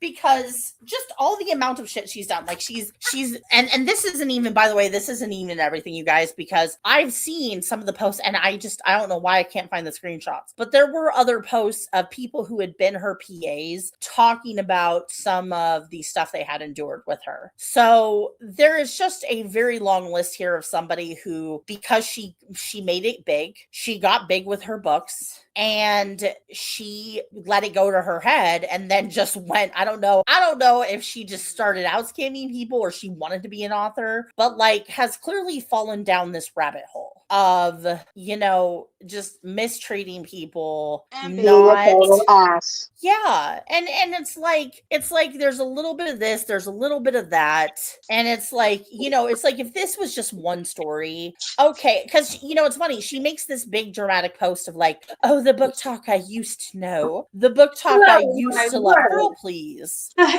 like, sorry. Oh the heck down! You are making this way too dramatic, and you're the one doing all this unnecessary stuff. Exactly. It's like if it was one story, okay, I can see how maybe you should have some grace. But when you have multiple readers, PAs, editors, people who were literally working for you for a straight year, helping you make your content, coming out with paragraphs of statements and receipts, like at some point, I'm sorry, like how much grace do you expect Book Talk to give you? This is not a well of grace. This is not a I can fuck up as many times as I want to and everybody should forgive me because my book is good. Yeah, just and because we have to question that. We could all just let it go and let you be mean to people. Yeah. So basically it's just like I don't understand, and this is a thing of, and this is common, I think there are a lot of authors who F up and then feel like they're entitled to just keep going and doing whatever they want, and it shouldn't be such a big deal. And it's like, where was the what contract did you sign with Book Talk where you get a free pass to abuse people in Book Talk because you wrote a book they like? There is no such contract. Like, what are you talking about? Yeah, and if there is, I want to get rid of it now. And I've actually, you know, I've heard some people who are like, oh my God, Book Talk's so toxic. There's always some drama. People are always spilling tea. And I'll tell you right now, like, obviously me and Crystal are sitting here talking about this for what, an hour and 20 something minutes. But like, part of why we do this is to point out that there are people who should not be a fucking author. Yeah. And, you know, should not be in the, like, they shouldn't be doing anything, you know. And it's funny because we're like actually a medicine pill to every time somebody wants to do something unnecessary and mess with our space, because Book Talk is supposed to be a positive space. People complain about the drama. Well, guess what? We'll bring up the drama and point out the bad actors. So people who want to be good on Book Talk and the other book spaces have freedom to breathe. Yeah. But the thing is, it's like part of why we are talking about this, part of why we are bringing this up is, you know what? If you fuck up, you need to be held accountable. And nowhere in that sentence did I see I'm sorry if somebody thought I treated them bad. Nowhere did I see that, like, oh, I basically dragged these people to a book signing with me and forced them to do all the work and then, you know, then whined like a toddler when they didn't hold my hand everywhere. Like, hold my hand and tell me a good girl and do all this, carry me, do everything like I'm a fucking baby and I'm a grown-ass woman. I could do things for myself, and if I had a question and they're willing to help, appreciate it, but still do shit for yourself. You know, man, you and I always have to do things for ourselves, but when it comes to this lady, it's like, oh no, you must do everything for me. And it's just, it's why, and then on top of that, you know, and I'm not saying, okay, clearly she was not the one who made the deceased child comment, but if you are literally, like, clearly you're talking a bunch of shit. No, she did not do it. Yeah, supposedly, allegedly. But like, you have, but like, also, I'm sorry, but like in this case, I can say, like, let's take a look at the people around you as well. And you have somebody sending somebody a fake cease and desist because they didn't like your book. Come on, really? You're not a billionaire. You don't got a line of attorneys anyways. And then on top of that, but also like you are so upset by somebody not liking your book that you're going to be, whatever you said caused your wife to go say this mean shit. She's her own person, to be fair. She gets the responsibility for that shit and she can fuck off for it as far as I'm concerned. Yeah. But clearly you were sitting there like, how, it's just wild. Like, clearly you are having the biggest tantrum of ever because, oh my God, somebody doesn't like your book. Okay. Well, this person also did promotion work for you. This person also reviewed all your other books and loved them. So like, you're literally taking all that goodwill that you've had with this person is now erased because you've thrown it in the fire and said, oh, well, you know, I'm perfect. I'm the best. And if you don't agree with me, then you must suffer. Yeah, whatever And, myth has no spine, no goodness backbone. 'Cause gracious. me and I sometimes talk with our other author friends about the bad reviews we get. Yeah. One of mine said that my story, Curse of Frog Prince Part 1, they felt like it wasn't original and that they Yeah. had basically read something like that somewhere before. They weren't sure where, but they had read it before. And I was like, okay, if that's how you feel about it. I know our Yeah. friends are confused what on earth they meant by read that somewhere before. What does that mean? But I was like, Maybe the whatever. actual fairy tale. I honestly don't know. But through the cusp of my reasoning, it's Yeah. like, okay, what that person said, I did feel was a bit rude, but you know what? It's their opinion, it's their right. Hmm. I could be a grown ass woman and just, Yeah. walk away and focus on my own stuff in my own life and Yeah. not worry about every little comment that's not in Right. favor of my books. Well, and Because it's like, not everybody's going to like what you write. exactly. And it's like I've had a bad review before, and I had somebody who read my very short, because my first book is a baby book. I've talked about it, and they didn't like it, and something about how it was they just couldn't get through it. And I'm like, but really, it's like it's maybe 20 something pages. Like, okay. Like, I get it if it was that hard, but I'm like, oh, like, okay. Like, I have my own thoughts, but am I gonna go hunt that person down? No. Am I gonna go make a video about it? No. I really actually was tickled pink that I got my first 1-star review, to be fair. Are you going to look them up and mock their family and Right? Like, religiously and dog drag them? them. Like, I am not a fan of when authors do that shit anyways. Neither Because, am I. okay, That's like, just and crazy. I've seen some authors who have had freakouts over like 3 stars reviews, and I'm like, you need to calm down. Like, what are we doing here? Yeah, Like, because I've seen even big time, the big time celeb authors, some of them, yeah, they can't take it and they start yeah, making long rants about blah, blah, blah, and blah. right, And I'm just like, grow the hell up. You right. wrote a book, you put it in the world, people are going to have their opinions and Opinions. behaviors. And it's funny because my mother, who was legitimately crazy though, but I love this saying, basically said, opinions are like assholes. Everybody has one. Yeah, And that's true. That's true. Everybody has one. And you know what? If you don't like, that's okay then. And you know what? I'm not going to be mad you don't like my book, because I'm going to understand that you bought the book, you didn't really like it. Okay, that's fine. I don't know that I believe they actually read it, but aside from that, well, if like, they bought it, you at least they know, gave you money. I remember there was right? somebody, I'm not going to pick on this person. He did a video review of my book. He wasn't the biggest fan of stuff I did, and he did Mhm. give at least explain. What I appreciate about him is he explained what Yeah. he didn't like. He didn't Yeah. give some half-ass thing like that one I was telling you about. Yeah. He Yes. explained what he didn't like.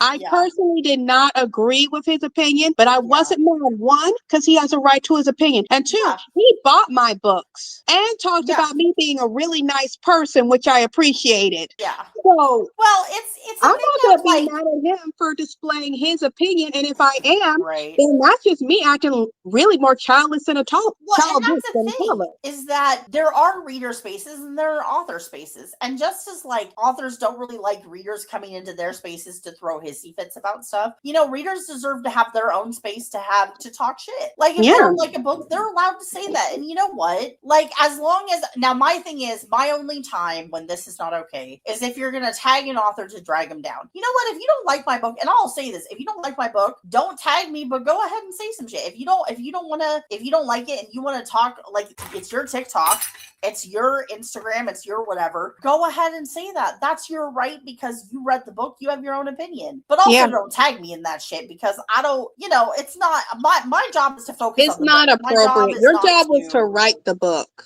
and unless it's something where it's like, this was grammatically, this was da da da, and hopefully the editing process will have caught that. But we all have mistakes, Yeah. But it's like, if there's something where they're like, we're like a sensitive issue of, hey, this probably should have gone through this, then it's like, in that case, it's like, oh yeah, please tell me, I want to know. But if it's something where they didn't like the book because they were uncomfortable with whatever, that's their opinion. They're allowed to have their opinion. And so you cannot be going in, and especially when she was talking about how like Zepphora would come into her lives and argue with other readers. Like, why? Why are you wasting Why are your you time and doing energy? that? That's Yeah, just like, calm sad down, and really girl. pathetic. It's like one time I told you I reviewed somebody's book. There Yeah. were problems with that particular story. I'm not going to Yeah. name names and stuff. Yeah, don't And the name anything. author, in response, one tried to cancel my YouTube channel and later left a comment in implying something about me. Yeah. And all I did was say, okay, you're the one making yourself look bad to your readers. Yeah. To authors who can't handle the criticism, you're making yourself look bad by doing this. Because Zepphora could have pushed a lot of this off if she had not done a lot of this stuff. People would have let it go. But when you go on the attack like that, you make yourself look really, really bad. And I think my biggest lesson here for authors, and this definitely comes with a lesson, people. So book 2, book talk, pay attention, okay? All the talks with the bookishness. Exactly. Pay attention. Here's the thing is that, especially when it comes to like the talking shit portion, because she spent a lot of time talking shit about people that she had misused and underpaid, right?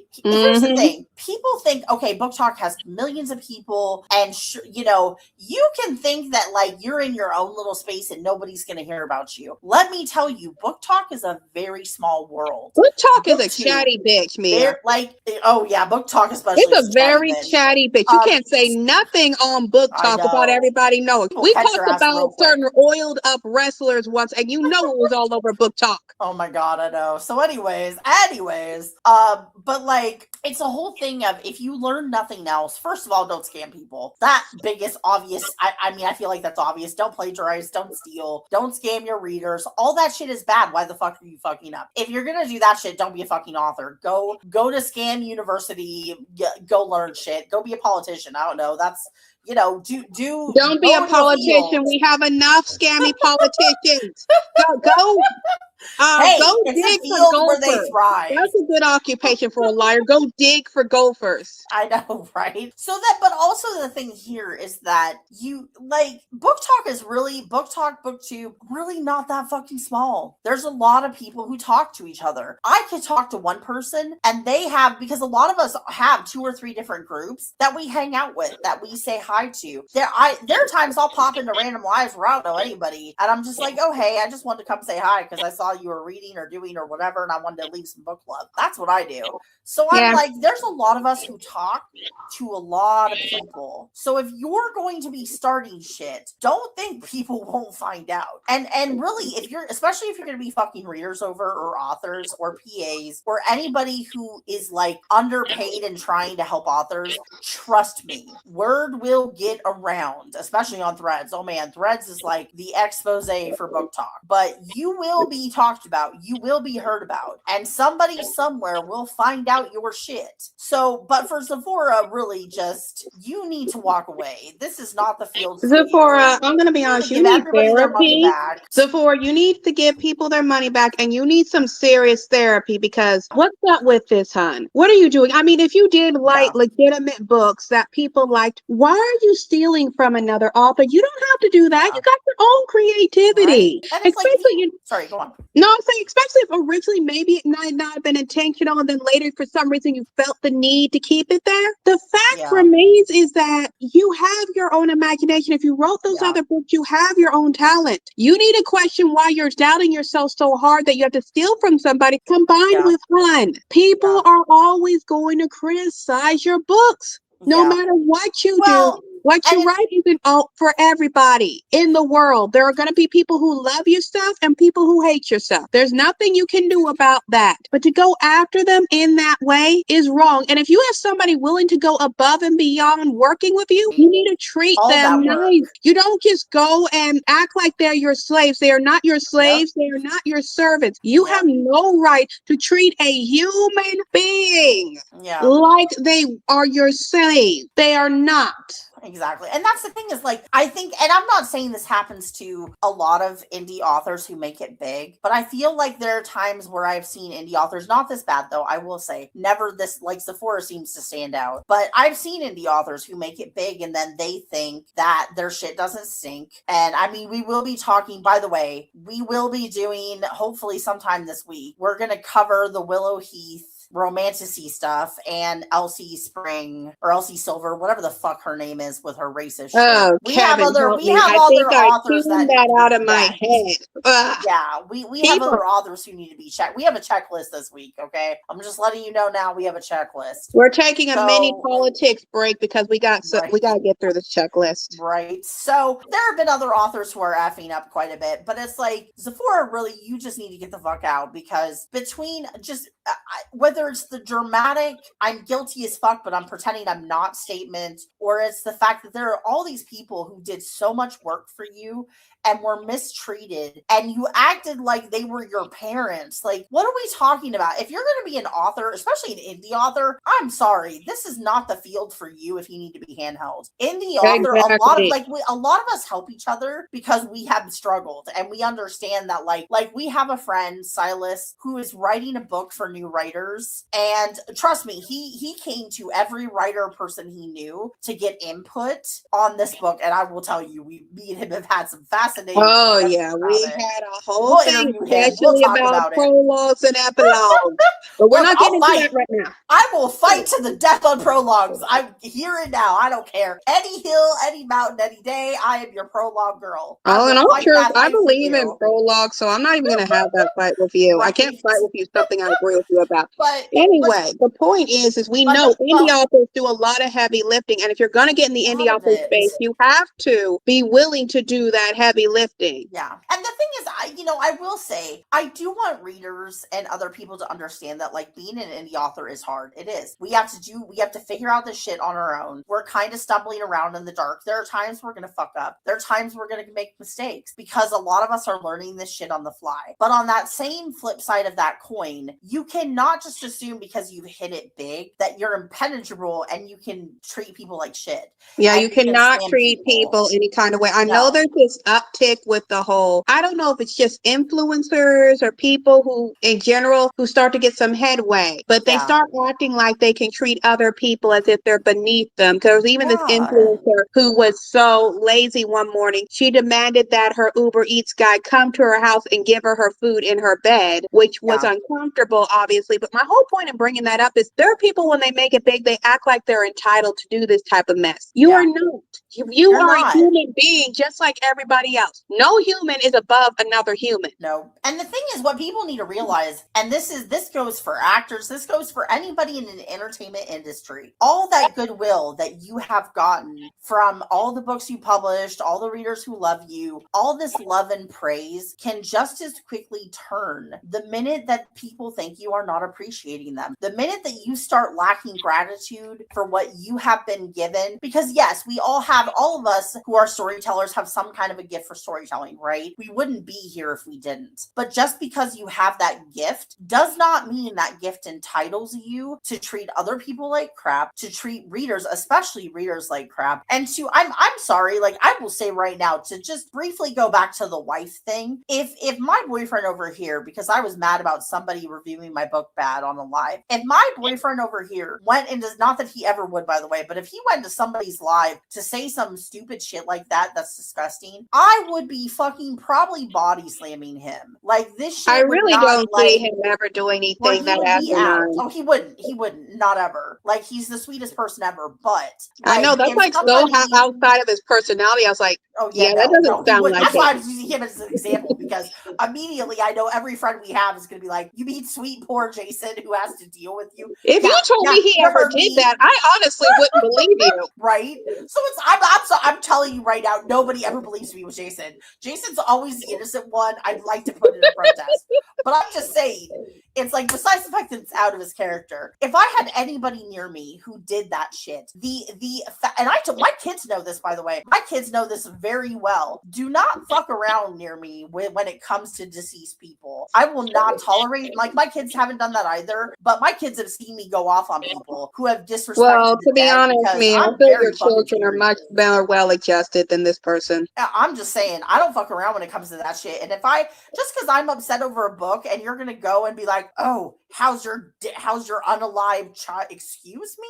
I would be like, do you see that door? You can walk out that door. Bye. Don't let it hit you in the face. I'd be asking them, what the hell is wrong with you? Right? Like, and so that's why I'm like, I see the people you're surrounding yourself with. I see what you've done. And so you're definitely like, you can, Zepphora, you can get the fuck out. Bye.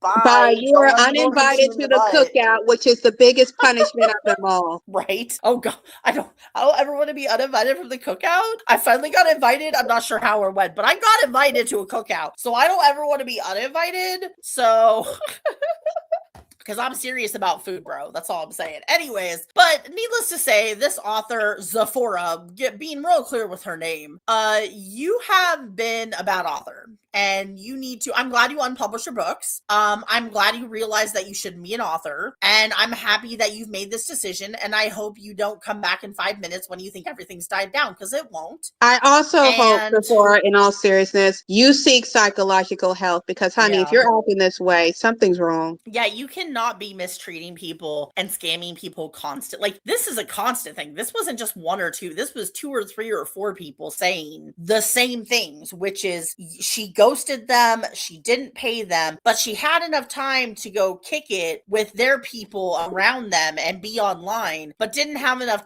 time to pay them the money they earned. And it's not okay. Not okay. Nope. That's just not okay. But seriously, hun, I suggest you seek out psychological help, because this is not how you respond to stuff like this. And I really hope that you apologize to the people you have offended. Right. And actually, speaking of authors who have done badly before, I actually found, well, not the update about Grace. I found the update about the Daddy's Little Toy Book author. Oh, Jesus.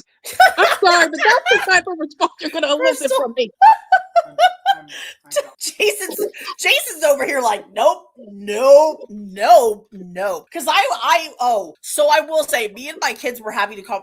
By the way, both my kids are adults, so everybody, be okay. Both my kids are adults. We were having a conversation because I was talking about how I was going to do this podcast and how I was going to talk about this Zepphora chick and some of the stuff she did. And my kids are just like, wow, that's a lot. And then I was like, actually, Zepphora is like tame compared to this one chick. And they're like, what? And so I told them about the Daddy's Little Toy author. Dude, my kids about lost their shit. I think everybody lost their shit on that. Remember, we're actually friends with a lot of authors who like to write sexually risque stories. Yep. And all of them had their torch and pitchforks ready. They didn't want to hear another word out of anybody. I mean, I am pissed the second I heard it. They were ready to hunt this author down. They were pissed beyond belief. They said they will not stand for it, and I personally was with them on it. Right. And so what's funny is, do you want to hear this shit, Crystal? This update is like, before you give the update, Mia, before you give the update, to anybody who did not hear about Daddy's Little Toy, I do suggest you watch our Daddy's Little Toy podcast video. By the way. And it is about, to tell you real quick, Daddy's Little Toy is a story written by a woman about a man who apparently fell in love with his daughter's best friend when the girl was 3 years old, and then started dating her when she was 18. Which, as you can imagine, what the literal fuck. Anyway, Mia, to the update. Oh, okay. But so first, trigger warning here. And then also, the part that happened, which I don't even see them discussing this in here. So I'm wondering if they just haven't talked about that part yet in court, because there was a part where she had put in the dedication about, I'll never look at my kids wiggling the same way again. And I was like, oh, you're a creepy motherfucker. That line still haunts me. And I won't lie me. The second you told me that line for the first time, I was balling my fist. I was ready to punch somebody. Yeah, right. So anyways, they are in court now. She has been taken to court. She was arrested. They are in court going over this. She has an attorney, I guess. And so the cops were testifying that this fictional, because the character's a toy store worker, had some of the stuff that happened. And they're like, oh, but the main character was 18. And so but I guess they're saying also the police haven't received a formal training in classifying, because they're charging her under this child abuse material in Australia. And so So there's a recorded interview that the police played to the court where she rejected claims her book contained child abuse material. It gets good here. And just what the fuck? It's just more what the fuck. She basically says that her excuse, hold on.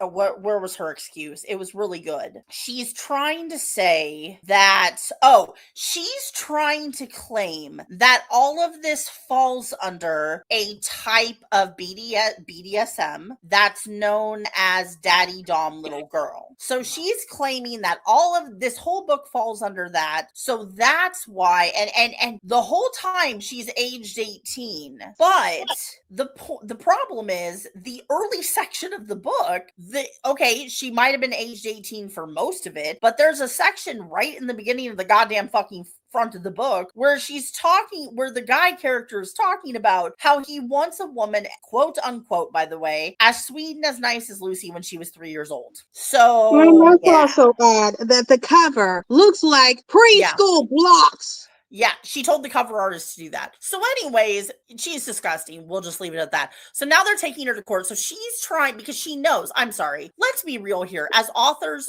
who have, and I don't know if you've read a lot of stuff. I have read a lot of shit. I have read probably the whole array. I've read some taboo stuff. I've read a lot of dark romance. I've read a lot of different subjects. I tend to kind of go with different books to see stuff. And then I end up reading a whole series. It's a whole thing. So when I say that I've read a lot of books, this does not qualify under that, because, by the way, even in taboo books, when authors talk about this stuff, they are very fucking careful to not put any kind of imagery, words, or anything else that's talking about, even in the daddy dom girl role play, like little girl role play, they don't like, they're very careful that they stick within the confines of, we are adults. These are two adults. These are two adults. These are two adults. Nowhere do they put in any of these books, oh, well, he wanted her like when she was 3. That's never the fuck put in. And that's not even like, it started when 3. That makes me question. So you're basically talking about a grown-ass man who wanted romantic relationship with a child and probably groomed her to basically, oh my god, there's just so much wrong with here. And I can complain this hard. I watch anime, for fuck's sake, that I'm still complaining about the child imagery. So I am definitely not letting this go. Well, right, neither am I. And I think the problem here is, I think she will end up getting off. And here's why. Because the problem is, the police have kind of freely admitted in court they're not trained to read these books, which, by the way, we need to start. Police need a lot of training for a lot of stuff. Also, this is a case in Australia, police, but at the same time, I'm going to say, police, if you need Book Talk to train you on what's good and what's bad, we're here for you. Come to us. We will train you. But also, the problem is, she's going to play on something that's going to get her out of this. And this is what I'm kind of afraid of, because I really do think she is not a safe person. And I hope she does not get her kids back. I'm not even playing with this. I really do, because the whole not looking at her kids wiggle the same way suggests some serious things to me. And that was a dedication. That was her dedication. So it's fucking disgusting. Anyways, the only good thing is her reputation is destroyed. Oh, it's gone now. She lost her job. She's fucking in court currently. But I feel like she's going to play on the system that they don't know enough about this kink and about this lifestyle. So she is going, and that seems to be what her lawyer is doing, her magistrate, is that they're basically playing off the fact that the police don't know enough about this role play. They don't know enough about this society to comment if her material is abused. But what hi, Australian police. If you are Australian and you listen to us, hi. Thank you for listening to our podcast. Right. Thank you for listening to us. But also, if you're Australian and you work for the police force, let me tell you, I, as a seasoned reader who has read a lot of shit, will tell you right now, and I will happily testify in court, that this shit is not okay. There are taboo books. Yes, there are dark romances. But those authors are very fucking careful to make sure there is a line.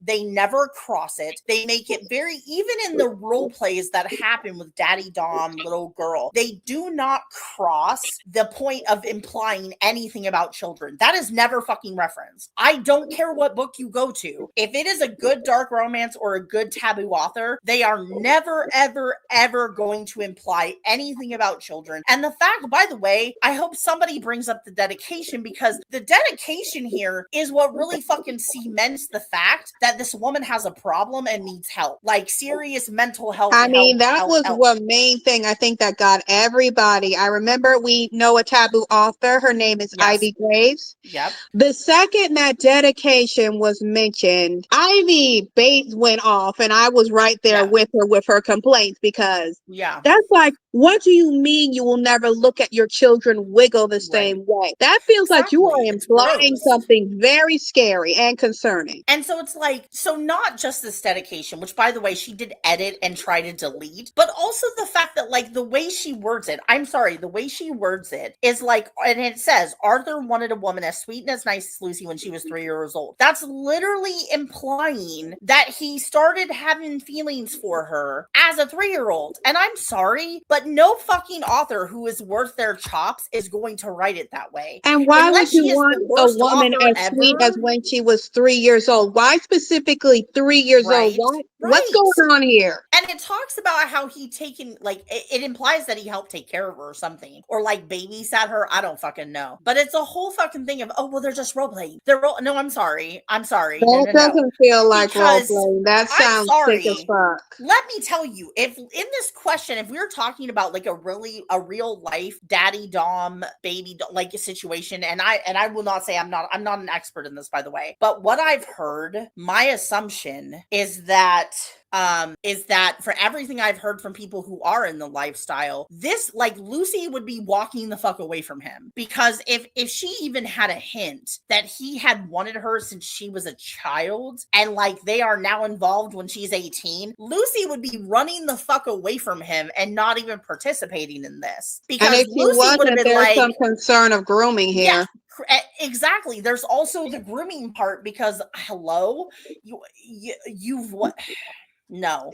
So this is why I'm saying there are so many red flags with this story. It's not funny. It's extremely concerning. But this is the problem, I think, because our problem in our society is that, and I think even in Australia, where I think they're a little bit more blunt about stuff, there is this problem because we have so many like Puritan concepts in our societies that a lot of people hide from the BDSM. They hide from the kink. They hide from all this stuff that really should just be talked about and kind of, whatever, side eye, like you can just eye it and then walk away. I mean, it's not a big fucking deal, right? And people want to be like, oh, but it's so weird. It's not really. It's just people having adult relationships in usually safe settings where everything is explained and understood. But what really upsets me is I think she's going to play on this, that they don't understand these lifestyles, and she's going to use this as the excuse to get out of it. And I really hope she doesn't. And I really hope she doesn't get her kids back after that. I'll never look at my children. I mean, seriously, what does that mean? That is concerning. It makes me question, what has she done anything to her kids,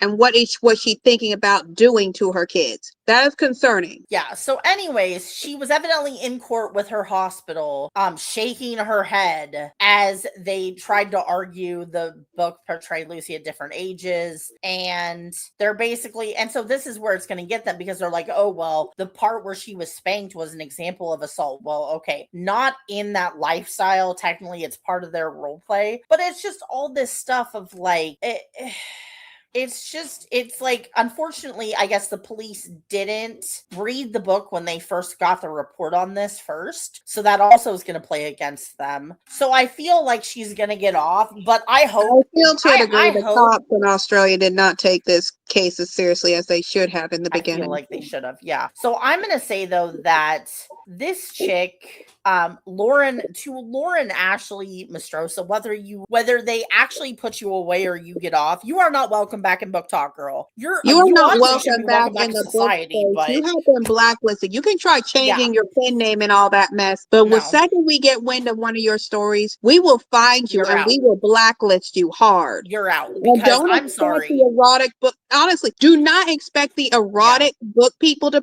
protect you, because they are the first ones to go after something that's sounds like a predator. And if you do find erotic book people who are okay with that, then trust me, they need to go to jail along with you. Yeah. So it's really just, even if you get off scot-free, I hope you understand you're not welcome back. Like, nobody wants you here. And you can keep changing your name all you want, because she wrote under Tori Woods. Her real name is Lauren Mastrosa, whatever. Like, you're not welcome back. Nobody wants you back. And I will say that a lot of the taboo and dark romance people who have heard about this situation, and I'm not even just saying the people we talk to, a lot of people are not fucking happy. Like, they are, because the thing is, you take something that they write about for their readers based on whatever event they're dealing with, and then you just literally use it for your own creepy ass shit, and you're dragging them down with you. Mess. Exactly. So it's just, anyway, so the update is she's in court. She's basically trying to get out on, oh, well, you don't understand this, so then how can you judge might me? Actually get off because the police did not take that part seriously. So what I say, Australian cops and cops everywhere.